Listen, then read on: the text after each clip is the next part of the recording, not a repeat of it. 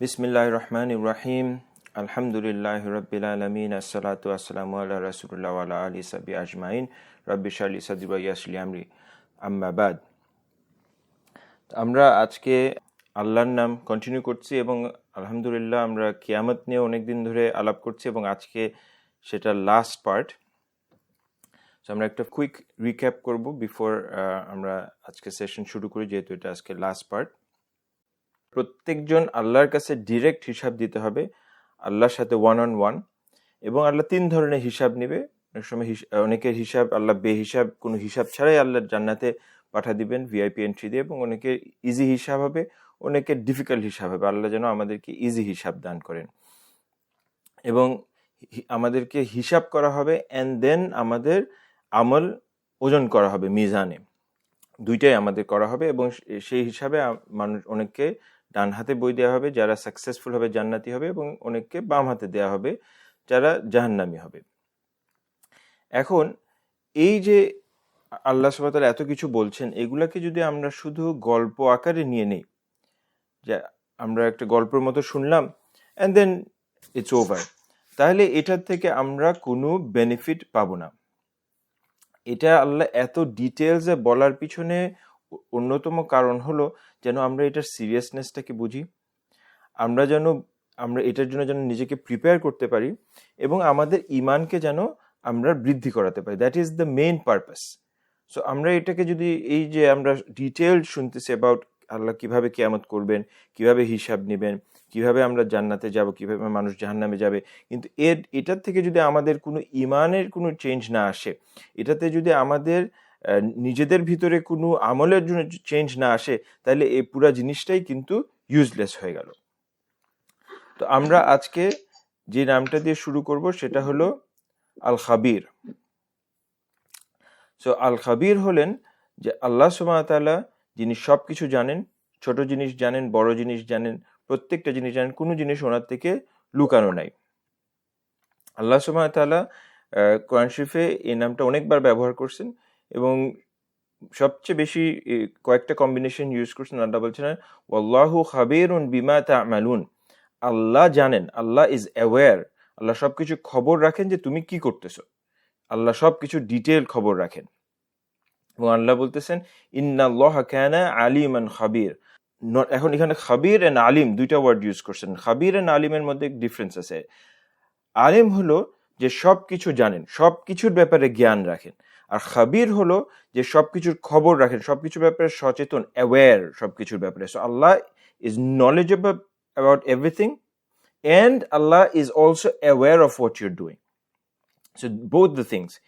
So example হলো যে আমরা যদি নামাজ পড়ি, আমরা যখন নামাজ পড়তেছি মানুষ সবাই দেখতেছে আমরা নামাজ পড়তেছি, কিন্তু নামাজের মধ্যে আমি কি করতেছি, নামাজের মধ্যে আমার নামাজের নিয়তটা কি, মানুষকে দেখানোর জন্য আমি কি লম্বা কেরাত করতেছি মানুষকে দেখানোর জন্য, নাকি আল্লাহর কাছে ক্লোজ হওয়ার জন্য?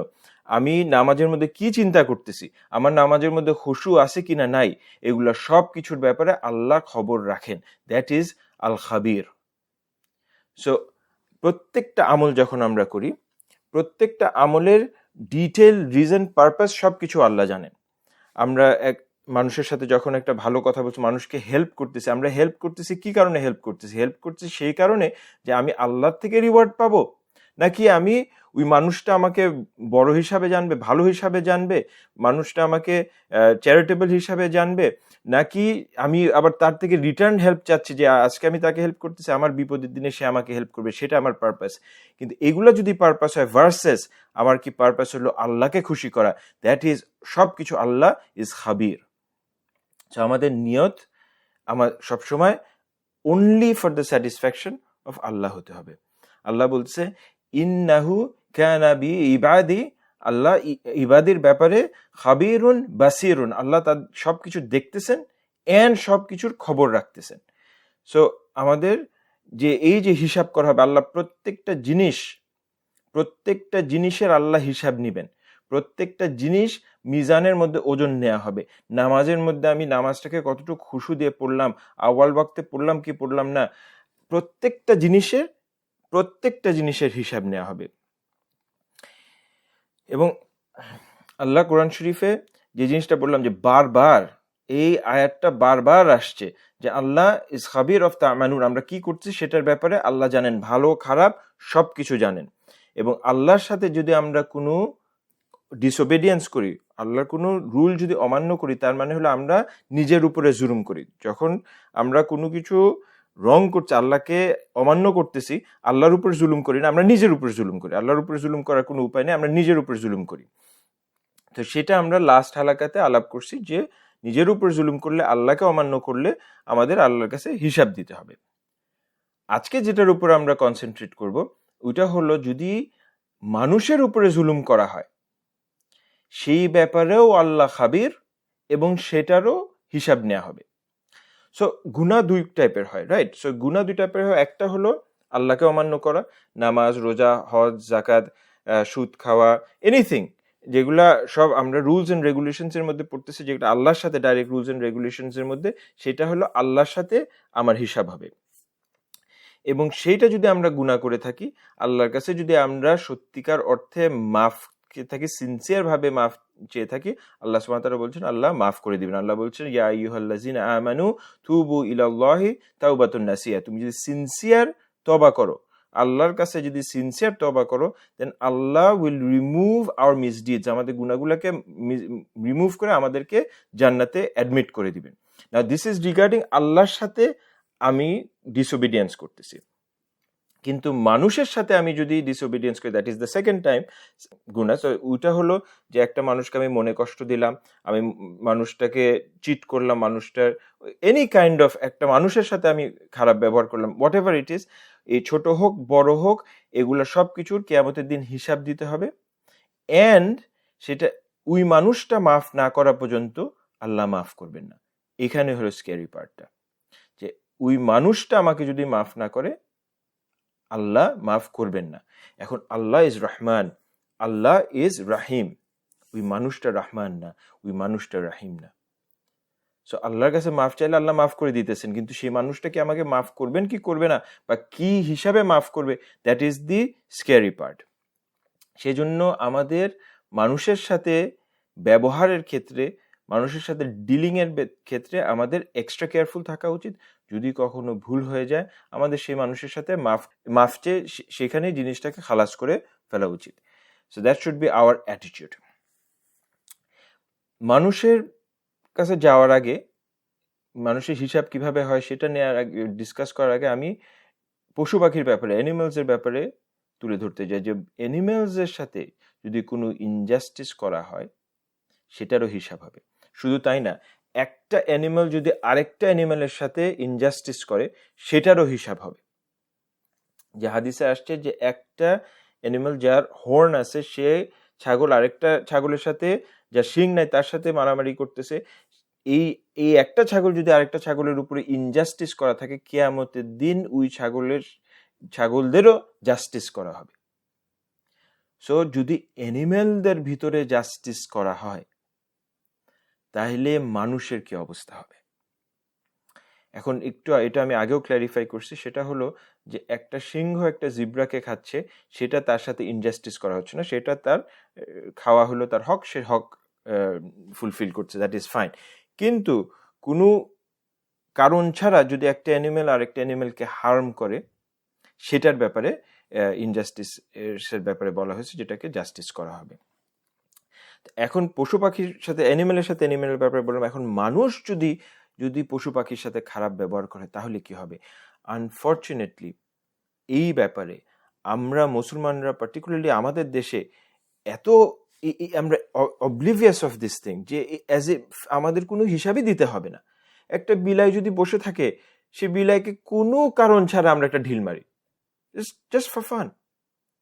মুরগিকে যেভাবে ফার্মের মধ্যে রাখা হয়, আমি জানি না এইসব দেশে কোথায় অ্যানিমাল রাইটস, যেভাবে করে সেদিনও দেখলাম ট্রাকের মধ্যে মুরগিকে ট্রান্সপোর্ট করা হচ্ছে, রীতিমতো তাদের সাথে ইনজাস্টিস, টর্চার করা হচ্ছে।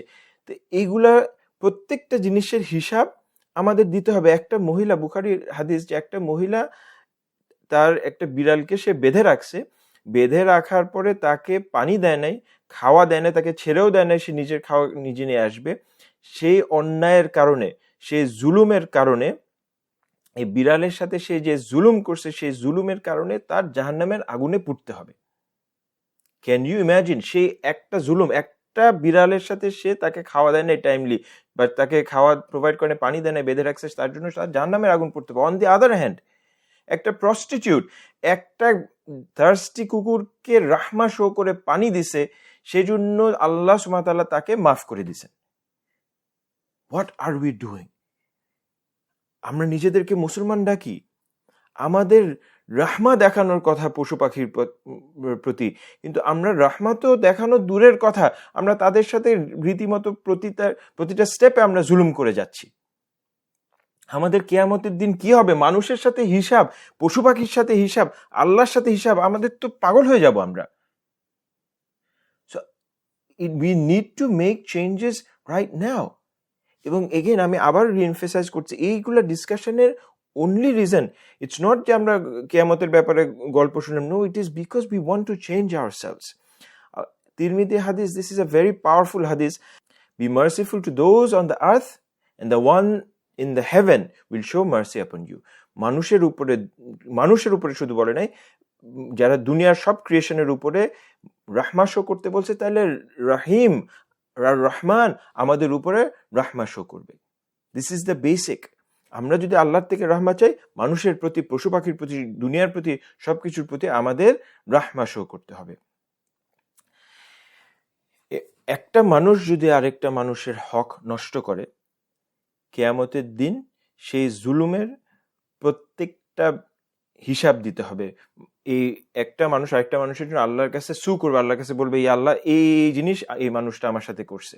মার্ডারার, তার গায়ের থেকে তখন রক্ত বের হতে থাকবে, সে যে মার্ডার করছে তাকে আল্লাহর সামনে নিয়ে এসে বলবে, ইয়া আল্লাহ, এই লোকটা আমাকে মার্ডার করছে। সেই মানুষের ভিতরে কেউ কাউকে মার্ডার করে থাকুক, কেউ গিবত করুক, স্ল্যান্ডার করুক, নামিমা করুক, আমি এই পার্টিকুলার এই তিনটার একটা ইনশাআল্লাহ হালাকা সিরিজ করতে চাই, গিবত, স্ল্যান্ডার আর নামিমা, যেটা আমরা রেগুলার বেসিসে আমাদের লাইফে হয়ে আসতেছে। সো এটার ব্যাপারে ইনশাল্লাহ একটা সেপারেট ফুল হালাকা করার নিয়ত রাখি ইনশাল্লাহ। মানুষকে যদি কোনো মনে কষ্ট দিয়ে রাখি, ইভেন মানুষকে যদি কেউ খোঁচা দিয়ে কথা বলে থাকে, প্রত্যেকটা জিনিসের হিসাব সেদিন দিতে হবে। এবং সেই দিন মানুষ নেকির জন্য অস্থির হয়ে থাকবে। সো কেউ কাউকে ছাড়বে না, কেউ কাউকে ছাড়বে না, আত্মীয় স্বজন ছাড়বে না, বন্ধু বান্ধব ছাড়বে না, কেউ কাউকে সেই দিন ছাড়বে না। এবং সে মানুষটা জান্নাতি হয়ে থাকুক, জাহান্নামি হয়ে থাকুক, তার অ্যাকাউন্ট হবে, তার অ্যাকাউন্ট ফুলফিল হক তাকে দেয়া হবে। ফর এক্সাম্পল, আমরা মনে করতে পারি যে ও এই মানুষটা তো খারাপ, জঘন্য, এর সাথে যদি আমি খারাপ কাজ করি আর তো কিছু হবে না, তো অন্য সবার সাথে খারাপ কাজ করে আসতেছে। সেই মানুষটা জাহান্নামি হয়ে থাকতে পারে, কিন্তু তার সাথে যদি কোনো জুলুম করে থাকা হয়, সেই জুলুমেরও অ্যান্সার দিতে হবে যদি কেউ জান্নাতি এর সাথে জুলুম করে থাকে। একটা জান্নাতি মানুষ, ভালো মানুষ, একটা খারাপ মানুষের সাথে জুলুম করলো, সেটারও অ্যান্সার দিতে হবে খারাপ মানুষের কাছে। সো কোনোভাবে এখানে বাঁচার কোনো উপায় নাই, 100% অ্যাকাউন্ট ফুলফিল করা হবে। এবং সেই দিন টাকা থাকবে না, পয়সা থাকবে না, তাহলে কিভাবে কম্পেনসেশন হবে? রাইট? সো কম্পেনসেশন হবে সিম্পল, বার্টারিং সিস্টেমে, নেকি দিয়ে বদল করা হবে সবকিছু। রাইট? সো কেউ যদি কাউকে জুলুম করে থাকে, কেউ কারো হক মেরে থাকে, তাহলে যে হক মারছে তাকে তার নেকি দেয়া হবে। এবং নেকি দিতে দিতে যদি তার নেকি শেষ হয়ে যায়, তাহলে তার গুনাহটা উল্টা সে নিয়ে নিবে। তো যে জালেম, সে তার নেকি দিবে, নেকি দিতে দিতে যদি এরপরও তার ফুলফিল না করা হয় তার জুলম, তাহলে সে উল্টা গুনাহ নিতে থাকবে আনটিল জাস্টিস হ্যাজ বিন ডান। নবী সাল্লাল্লাহু আলাইহি ওয়াসাল্লাম, মুসলিমে হাদিসে এটা নবী সাল্লাল্লাহু আলাইহি ওয়াসাল্লামের হাদিস আসছে, যে আবু হুরায়রা থেকে এটা রিপোর্টেড, যে নবী সাল্লাল্লাহু আলাইহি ওয়াসাল্লাম একবার জিজ্ঞেস করছে যে ব্যাংক্রাপ্ট, দৌলিয়াত কে? তো সে রাসূলুল্লাহ, যার কোনো টাকা নাই, প্রপার্টি নাই, সেই তো দৌলিয়াত। তো নবী সাল্লাল্লাহু আলাইহি ওয়াসাল্লাম বলছেন যে রিয়েল ব্যাংক্রাপ্ট আমার উম্মার হলো সেই, যে কিয়ামতের দিনে আসবে অনেক সালা নিয়ে, অনেক রোজা নিয়ে, অনেক সাদাকা নিয়ে, আরেকটা হাদিস আসে যে পাহাড় সমান সে সোয়াব নিয়ে আসবে আল্লাহর সামনে, কিন্তু সে এই সোয়াবগুলা মানুষকে বিলাইতে বিলাইতে বিলাইতে দেউলিয়াত হয়ে যাবে। কেন বিলাবে সে? বিকজ সে মানুষের সাথে খারাপ ব্যবহার করছে, মানুষের সাথে স্ল্যান্ডার করছে, অপবাদ করছে, সে মানুষের সাথে গীবত করছে, মানুষের টাকা পয়সা সে মেরে খাইছে, সে মানুষকে ক্ষতি করছে। প্রত্যেকটা জিনিস, যত মানুষের উপরে জুলুম করছে, যত মানুষের উপর অন্যায় করছে, সে অন্যায়ের কারণে সে ওইখানে আসবে খুব অনেক নেকির ভান্ডার নিয়ে আসবে, কিন্তু সে নেকি দিতে দিতে দিতে সে দেউলিয়াত হয়ে যাবে।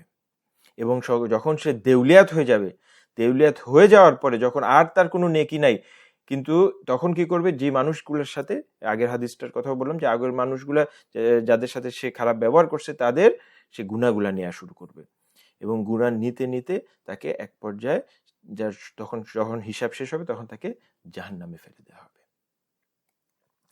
আমরা সারা জীবন যে কষ্ট করে যে সোয়াবগুলা কামাচ্ছি, সোয়াব কামানো খুব সহজ না, তাই প্রত্যেকটা আমরা ফজরে কষ্ট করে উঠতেছি নামাজ পড়ার জন্য, আমরা রোজা রাখতেছি, কঠিন লম্বা দিনে আমরা রোজা রাখতেছি, এই যে কষ্ট করে আমরা প্রত্যেকটা সোয়াব কামাচ্ছি, এই সোয়াবগুলা যদি আমরা প্যাকেট করে গিফট র্যাপ করে আমরা অন্য মানুষকে দিয়ে দিতে হয়, এর থেকে আর দুর্ভাগা লুজার কেউ হতে পারে না।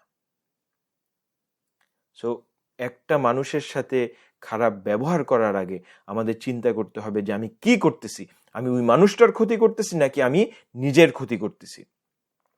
এর থেকে আর কেউ লুজার হতে পারে না। আমি যেটা আগেও বললাম যে আল্লাহ আর রহমান আর রাহিম, মানুষ আর রহমানও না রাহিমও না। সো আমাদের মানুষের সাথে এক্সট্রা ভালো ব্যবহার করতে হবে। এখন প্রশ্ন আসে যে অ্যাডমিনিস্ট্রেশন করার সময় তো মানুষের সাথে আমার স্ট্রিক্ট হতেই হবে, তাহলে কি হবে? যদি আমি এখন মানুষের সাথে স্ট্রিক্ট না হয়ে অ্যাডমিনিস্ট্রেশন করার সময়, তাহলে অ্যাডমিনিস্ট্রেশনই চলবে না। বাসার অ্যাডমিনিস্ট্রেশনই হোক, অফিসের অ্যাডমিনিস্ট্রেশনই হোক, আমার তো সেখানে আমার জাস্টিস করতে হবে, আমার স্ট্রিক্ট হতে হবে। তখন কি হবে? তো এক লোক এসে বলছে, ইয়া রাসূলুল্লাহ, আমার কিছু সার্ভেন্টস আছে, তো এই সার্ভেন্টগুলা আমার সাথে অনেক সময় মিথ্যা কথা বলে, আমাকে অনেক সময় ডিসওবে করে, আমাকে অনেক সময় ঠকায়, এবং আমি টাইম টু টাইম তাদেরকে ডিসিপ্লিন করি। তো এখন কি হবে? তাই নবী সাল্লাল্লাহু আলাইহি ওয়াসাল্লাম বলতেছেন যে কিয়ামতের দিন সে যেগুলা তোমার সাথে ডিসওবে করছে, তোমার সাথে যেগুলা ঠকাইছে, অন্যায় করছে, সেগুলার হিসাব নেওয়া হবে। তুমি যে পানিশমেন্ট তাকে দিছো সেটার হিসাব নেওয়া হবে। এখন তোমার পানিশমেন্ট যদি অন্যায়ের থেকে কম হয়ে থাকে দেন ফাইন, তোমার পানিশমেন্ট যে হিসাব আর সে যে অন্যায় করছে সেটার থেকে যদি তোমার পানিশমেন্টের হিসাবটা কম হয়ে থাকে, সিভিয়ারিটি কম হয়ে থাকে, দেন ফাইন, তোমার কিছু চিন্তার কিছু নাই। কিন্তু যদি তোমার পানিশমেন্ট তার অন্যায়ের থেকে বেশি হয়ে থাকে, তাহলে তোমার নিজের ক্রেডিট তাকে দিতে হবে, নিজের নেকি তাকে দিয়ে দিতে হবে এই অন্যায়টাকে ফুলফিল করার জন্য। সো অ্যাডমিনিস্ট্রেশন করার সময়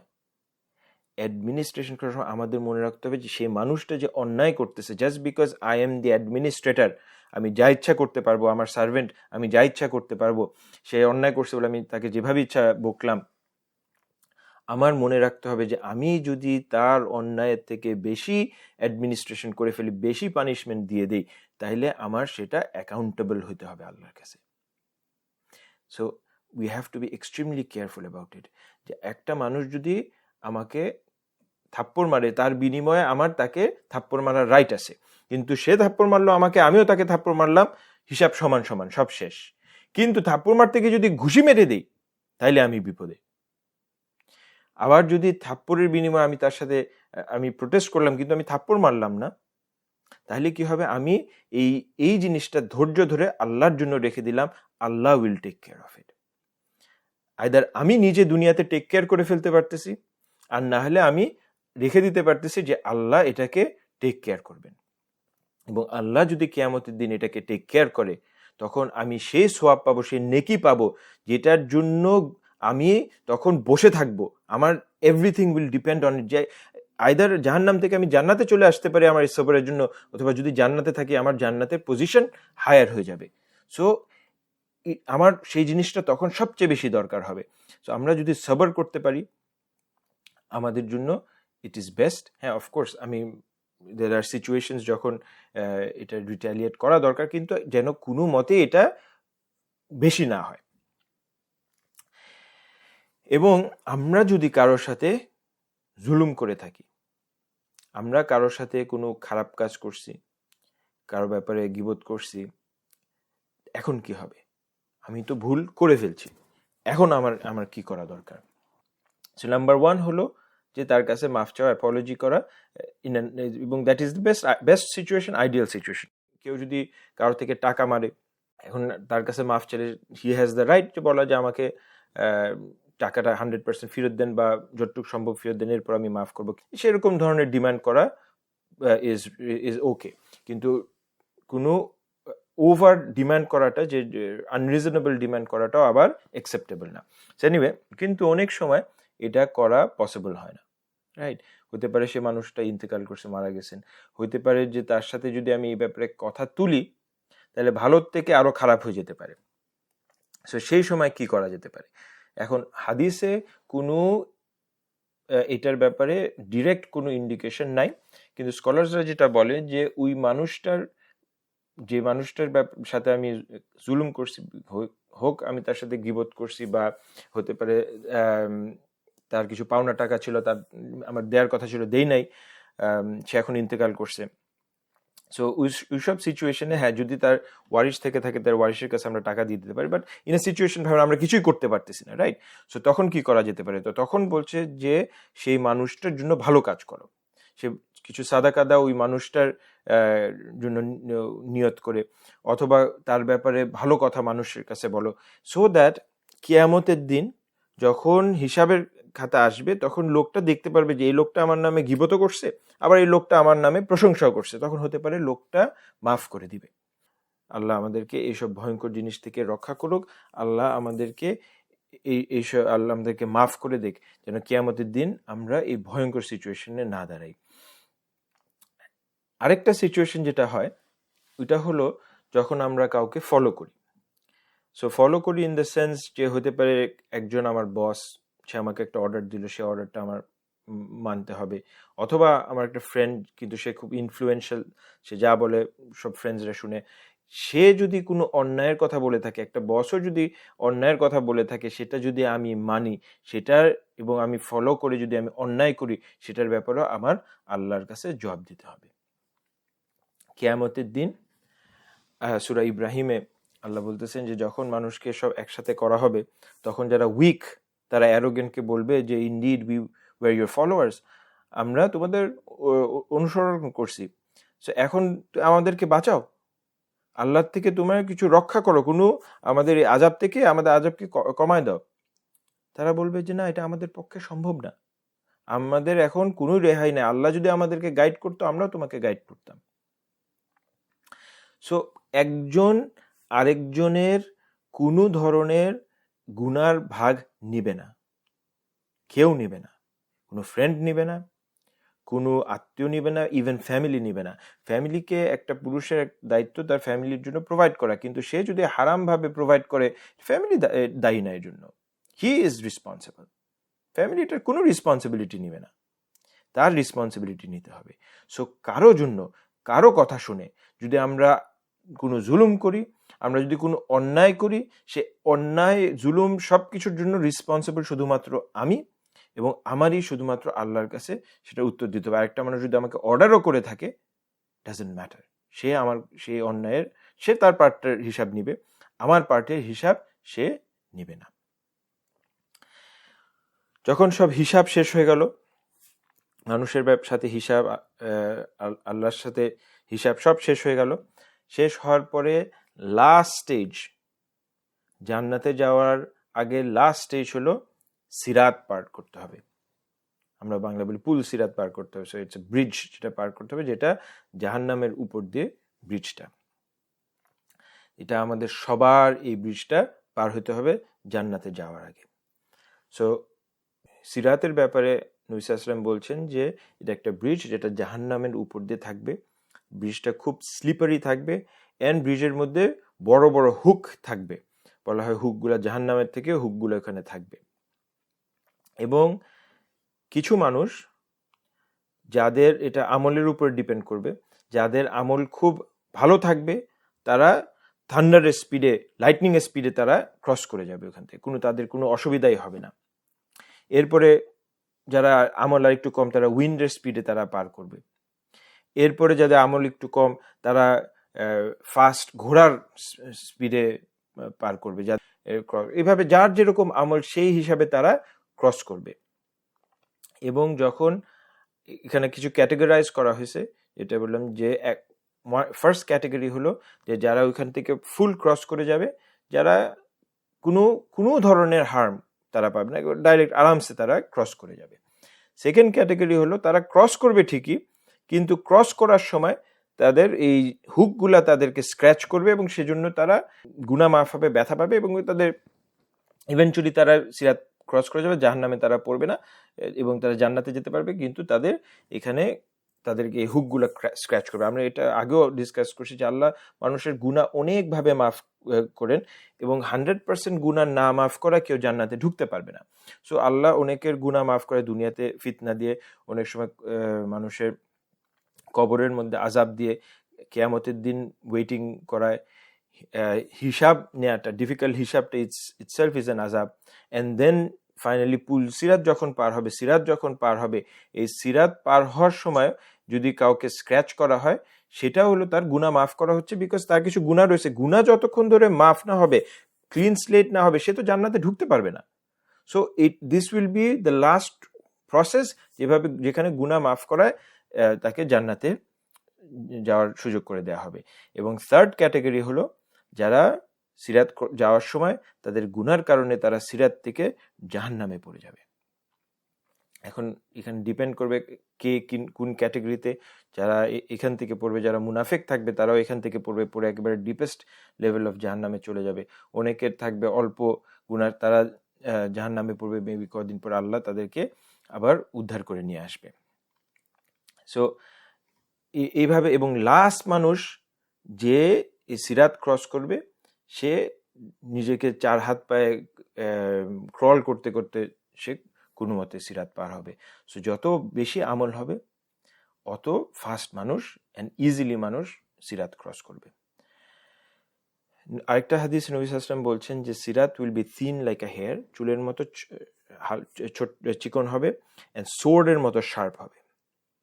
এবং দ্য ফার্স্ট পার্সন যে সিরাত ক্রস করবে ইজ আওয়ার প্রফেট সাল্লাল্লাহু আলাইহি ওয়াসাল্লাম। এবং দুইটা জিনিস, যে জিনিসটা আমাদেরকে সিরাত পার করতে সাহায্য করবে, একটা হলো আমানা, একটা হলো সিরাতুর রাহিম।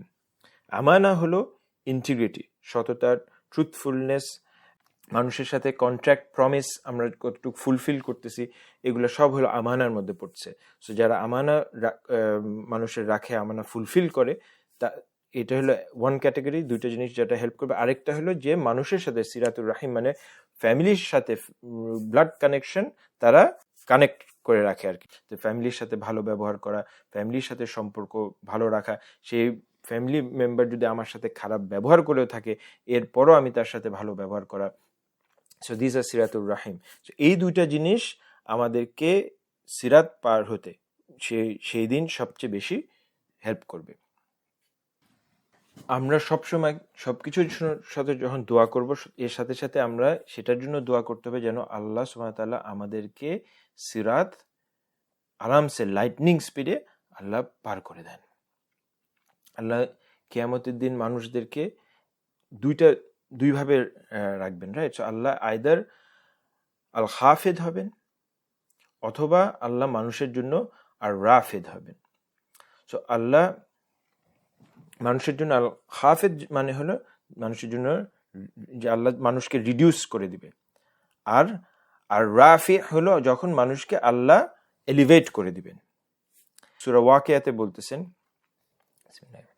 ইযা ওয়াকাতিল ওয়াকিয়া লাইসা লিওয়াকাতিহাল কাযিবা খাফিজাতুর রাফিআ। আল্লাহ বলছেন কিয়ামতের দিনে আল্লাহ মানুষদেরকে হাফেদ করবেন অথবা রাফিআহ করবেন। তার মানে হলো আল্লাহ আইদার মানুষদেরকে নিচে নামায় নিয়ে আসবেন অথবা উপরে উঠায় নিয়ে আসবেন। তার মানে হলো যাদেরকে আল্লাহ সুবহানাহু ওয়া তাআলা ডান হাতে বই দিতেছেন তাদেরকে আল্লাহ সুবহানাহু ওয়া তাআলা রাফিআহ করবেন, যাদেরকে হাফেদা করা হবে তাদেরকে বই বাম হাতে দেওয়া হবে, তাদেরকে হাম্বল করে ফেলা হবে সেই দিন, তারা হবে জাহান্নামী, তাদেরকে সেই দিন তারা অপমানিত হবে। যারা অহংকারী দুনিয়াতে তাদেরকে সেদিন আল্লাহ স্টেটাস কমায় নিয়ে এসে হাম্বল করবেন। এন্ড দেন যাদেরকে আল্লাহ সুবহানাহু ওয়া তাআলা ডান হাতে বই দিবেন, যাদেরকে সেদিন তারা রাফিয়া হবেন, আল্লাহ তাদেরকে লিফট আপ করবেন, তারা জান্নাতি হবেন।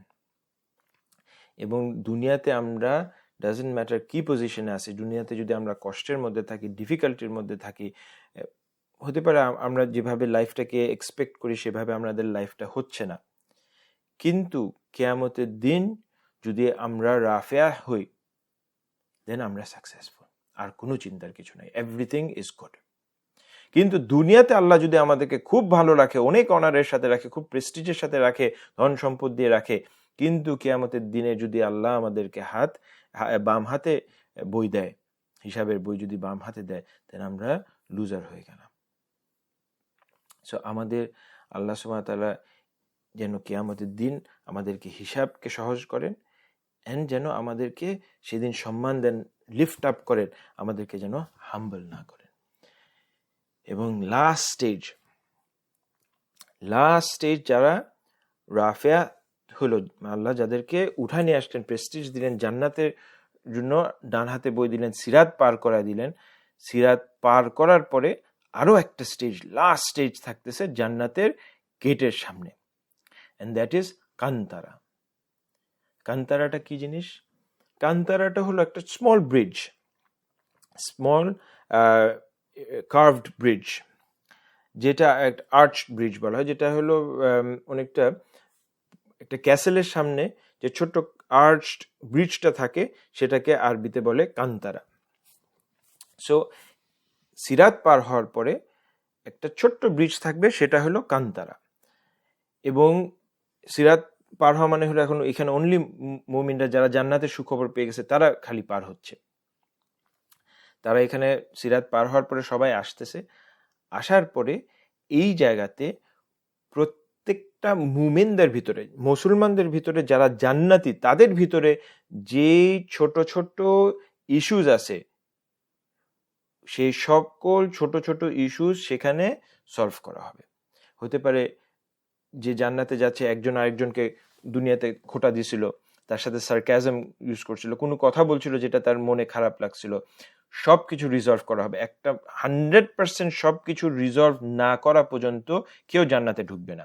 এবং যারা এইখানে পর্যন্ত কান্তারা পর্যন্ত চলে আসতেছে তারা সবাই জান্নাতি, এখান থেকে কাউকে আর জাহান্নামে নিয়ে যাওয়া হবে না। সো এখানে কান্তারা পর্যন্ত চলে আসছে তারা জান্নাতি, কিন্তু তাদের ভিতরে যে স্মল ইস্যুস আছে সেই স্মল ইস্যুসগুলা এখানে রিজলভ করা হবে। তো এটাতে তাহলে কি হচ্ছে যে তাদের সবাই যেহেতু জান্নাতি, এখান থেকে তাদের জান্নাতের লেভেল উইল বি চেঞ্জড। কেউ জান্নাতে বি প্লাস ক্যাটাগরি ছিল, ওইখান থেকে সে এ ক্যাটাগরিতে চলে গেল, বিকজ তার সাথে অন্য কেউ খারাপ ব্যবহার করছিল সেটার কারণে। কিন্তু কেউ এখান থেকে জাহান্নামে চলে যাবে না। সো যদি ছোট জিনিসও হয়ে থাকে, সেটাও আমরা মানুষের সাথে বুঝে ব্যবহার করে, মানুষকে একটু সার্কাজম করে কথা বলা, মানুষকে একটু খোটা করে দিয়ে কথা, মানুষকে হেয় করে কথা বলা, প্রত্যেকটা জিনিসের হিসাব দিতে হবে। হতে পারে আমরা জান্নাতে যাব, ইনশাআল্লাহ আমাদের সবাইকে জান্নাতে নিয়ে যাক, কিন্তু এই কান্তারাতে এসে সব কিছু পার করার পরে কান্তারাতে এসে যদি আমার জান্নাতের লেভেলটা কমে যায়, তাহলে it's absolutely sad.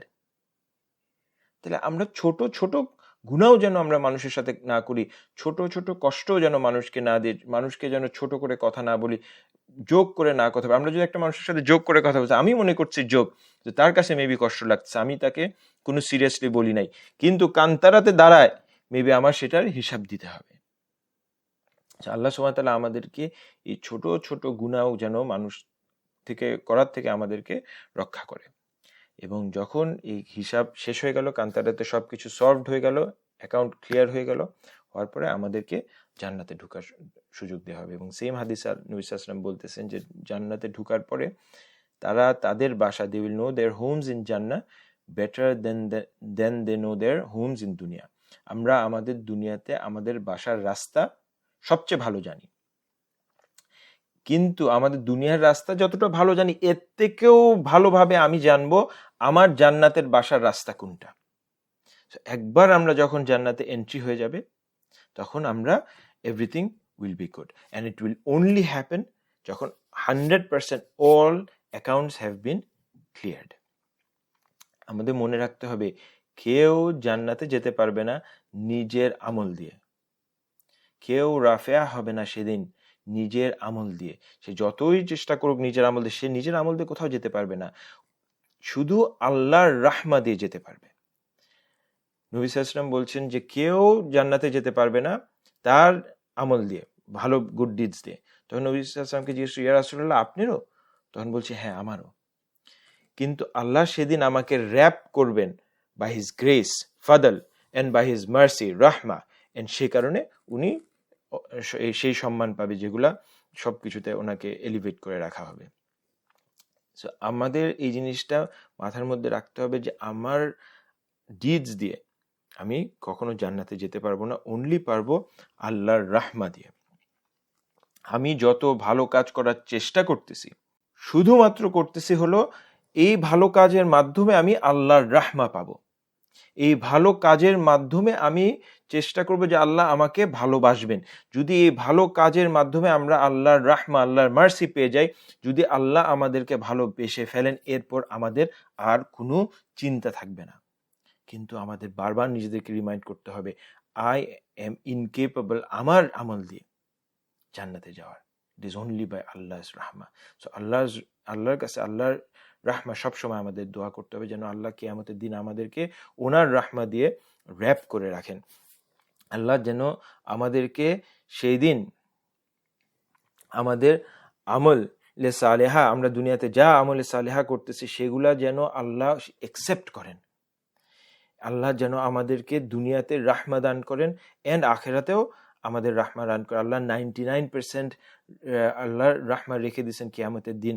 Allah is রাহিম কিয়ামতের দিন for the Muslims, for the believers. Allah যেন আমাদেরকে সেই রাহমা দিয়ে, আল্লাহর রাহিম হয়ে যেন আল্লাহ আমাদেরকে জান্নাতুল ফিরদৌসে নিয়ে যান। কিয়ামতের দিন যেন আল্লাহ আমাদের হিসাবকে সহজ করে দেয়। আল্লাহ যেন আমাদেরকে বিনা হিসাবে জান্নাতে পাঠায় দেন। আল্লাহ যেন আমাদেরকে আল্লাহর রাহমা দিয়ে র্যাপ করে রাখেন কিয়ামতের দিন। আল্লাহ যেন আমাদেরকে সেদিন রাফিয়া করেন, এবং আল্লাহ আমাদেরকে সিরাত খুব ফাস্ট পার হয়ে জান্নাতুল ফিরদৌসে যাওয়ার তৌফিক দান করেন। সাল্লাল্লাহু আলাইহি ওয়া সাল্লাম। বারিকা নবী আলা মুহাম্মদ। সুবহানাল্লাহি ওয়া বিহামদি, আস্তাগফিরুল্লাহ ওয়া আতুবু ইলাইহি।